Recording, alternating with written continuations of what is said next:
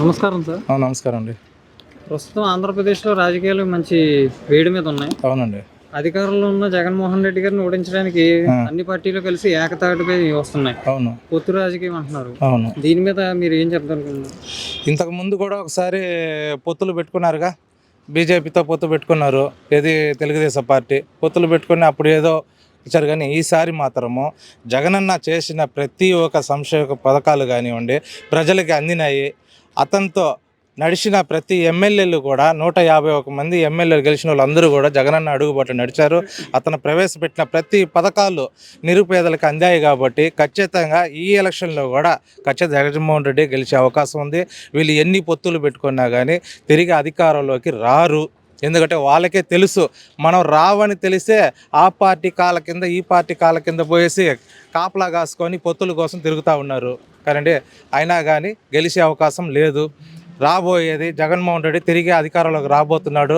ఖచ్చితంగా ఇంకా ఆయన ప్రవేశపెట్టిన ప్రతి పథకాలకు ఇంకా మించి ఇంకా ఎన్నో పథకాలు రాబోతాడు. ఇంకా నిరుపేదలు అనేది కొంచెం మన రాష్ట్రంలో ఆంధ్రప్రదేశ్లో ఇంకా కూడా వాళ్ళు ఇంకా డెవలప్ అయ్యేదానికి చాలా ఇంకా అభివృద్ధి ఉన్నాయి. ఇంకా పరిశ్రమలు ఇంకా రావాల్సి ఉన్నాయి. అది కూడా తొందరలో నెక్స్ట్ అధికారంలోకి వస్తానే పరిశ్రమ రాలేదు అది రాలేదు ఎన్నో వీళ్ళు చెప్తా ఉన్నారు. కాబట్టి నెక్స్ట్ అధికారంలోకి ఫస్ట్ పరిశ్రమలు వచ్చేది ఖాయము. నిరుపేదలైన ఉద్యోగులకి యువకులకి ఉపాధి కల్పించడం ఖాయము. ఇంకా డెవలప్ అయ్యేదానికి అనేక విధాలుగా ఆయన ఇంకా ముందుకు తీసుకుపోతాడు. 2024 కూడా సీఎం అయ్యేది ఖాయం. అలాగే చంద్రబాబు గారిని ఓడించుతామని చెప్పి వైనాట్ కుప్పం అని చెప్పి అనే నిదానంతో వైసీపీ ముందుకెళ్తుంది. అలాగే కుప్పంలో నిజంగా చంద్రబాబు గారు ఓడిపోయే పరిస్థితులు ఉన్నాయా? కుప్పంలో అంటే ఆయన ఇంతకు ముందు గెలిచినప్పుడు ఏదో అప్పుడు కొన్ని పథకాలు పెట్టాడు. 600 పథకాలు పెట్టాడు. 600 పథకాలు ఆయన ఏమి నెరవేర్చింది ఏం లేదు. కుప్పంలో ఆయన గెలిచినప్పుడు కాబట్టి కొన్ని హాస్పిటల్ అది ఏదో కొంచెం అభివృద్ధి చేసినాడు కాబట్టి దాన్ని కారణంగా పెట్టుకుని ఇంతకుముందు వేస్తూ ఉన్నారు ప్రజలు. ఈసారి ఆయన మాట నమ్మేవాళ్ళు కాదు. ఎందుకంటే ఆయన ఓటేసుకోవడం కానీ మళ్ళా అక్కడ తిరిగి ఆ ప్రజల్ని మంచి చెడ్డ చూద్దాం కలుసుకునేదానికి లేదు. ఎప్పుడు చూసినా హైదరాబాద్లో పడి ఉంటాడు. అక్కడ ఒక క్యాండిడేట్ని పెడతాడు మనోహర్ అనేసి, అతను చూసుకుంటాడు అంతే తప్పించి అక్కడ ఉండే వాళ్ళు ఎవరులే. ఇంతకుముందు మన చంద్రమౌళి ఉన్నారు, ఐఏఎస్ అండ్ రిటైర్డ్.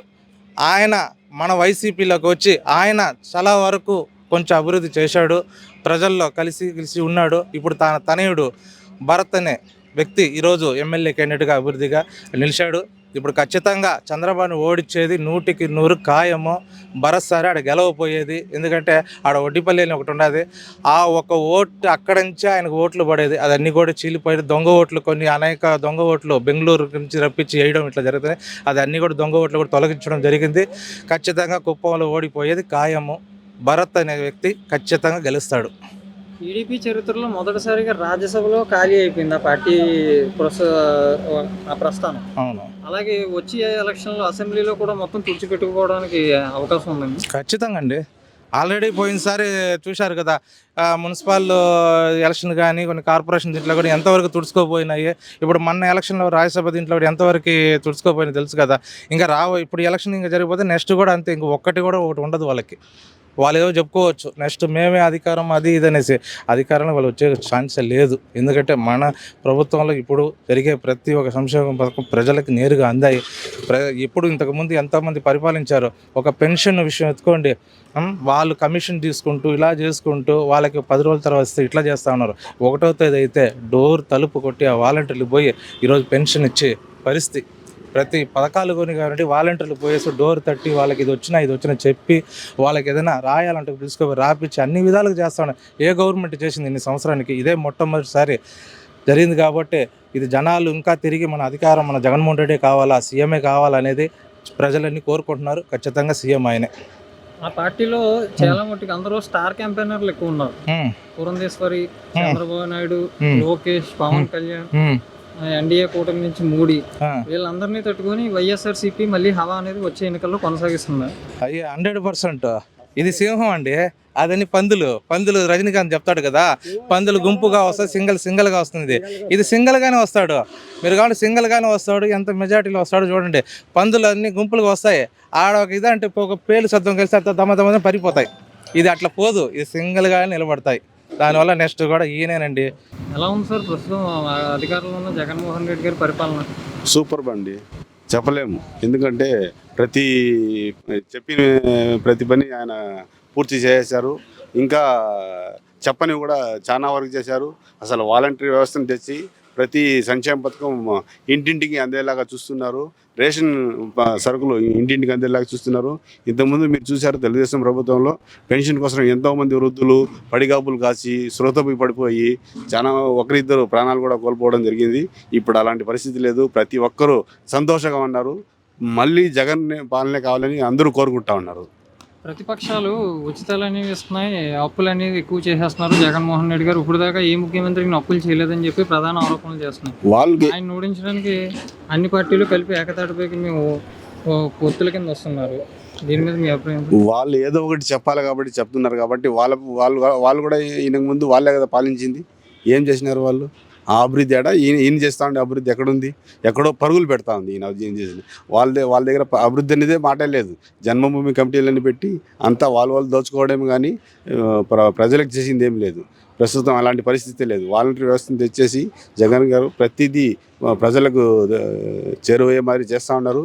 కాబట్టి ఎంతమంది కలిసి వచ్చినా కూడా ఈసారి జగనే వస్తారు. మళ్ళా రిపీట్ 2019. కిందటిసారి వచ్చిన మీ నియోజకవర్గంలో కిందటిసారి వచ్చిన మెజార్టీ కన్నా ఈసారి ఇంకా ఎక్కువ రాబోతుందా సార్? ఖచ్చితంగా వస్తుంది. ఎందుకంటే మా నియోజకవర్గ అభ్యర్థిగా విజయానంద రెడ్డి గారిని జగన్మోహన్ రెడ్డి గారు ఎంపిక చేశారు. ఆయనైతే ఖచ్చితమైన ఉద్దేశంతో ఉన్నారు. చిత్తూరుని అభివృద్ధి పరుగులు పెట్టించాలనేసి ఇప్పటికే ఆల్రెడీ ఆయన చాలా వరకు ప్రజలకు ఏమి సహాయం కావాలన్నా అది చేస్తున్నారు. ఆయన సొంత నిధులతో రోడ్లు మరమ్మతులు కానీ ఇంకా చిత్తూరుకి ఏమేమి చేయాలన్నా కూడా ఒక పెద్ద ఐటీ కంపెనీని తీసుకొచ్చారు. 4,500 ఉద్యోగాలు వస్తున్నాయి ఐటీ కంపెనీ ద్వారా. ఇంతవరకు ఏ ఎమ్మెల్యే చేయలేదు. కాబట్టి అక్కడ ఆయనకి తప్పించి వేరే ఎంతమంది మాజీ ఎమ్మెల్యేలు కలిసి ఒక్కటైనా కూడా ఆయన్ని అసలు చెప్పాలంటే జగన్ గారు చెప్పినట్టు బొచ్చు కూడా పిక్కోలేరు. అంత అత్యధిక మెజార్టీతో ఈయన విజయానంద రెడ్డి గారు మా చిత్తూరు నియోజకవర్గం నుంచి గెలవబోతున్నారు. ఇది తప్పకుండా జరుగుతుంది. అలాగే టీటీడీ దేవస్థానాన్ని మీ ప్రభుత్వంలో ఎంతవరకు దాన్ని అభివృద్ధి చేశారనేది చెప్పండి. టీటీడీ దేవస్థానం గురించి చెప్పాల్సిన పనే లేదు. ఎందుకంటే అది ఆల్రెడీ పరుగులు పెడతా ఉండి అభివృద్ధిగా వాళ్ళు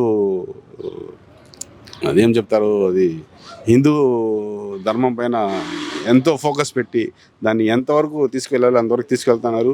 ఇప్పుడున్న చైర్మన్లు కూడా చాలా వరకు కష్టపడి ప్రతి ఒక్క ఉద్యోగులకు కానీ ఇంకోటి కానీ మొన్న ఉద్యోగులు కూడా ఇంటి స్థలాలు ఇచ్చినారు టీటీడీ ఉద్యోగులకు. కాబట్టి దాని గురించి మనం మాట్లాడాల్సిన పనే లేదు.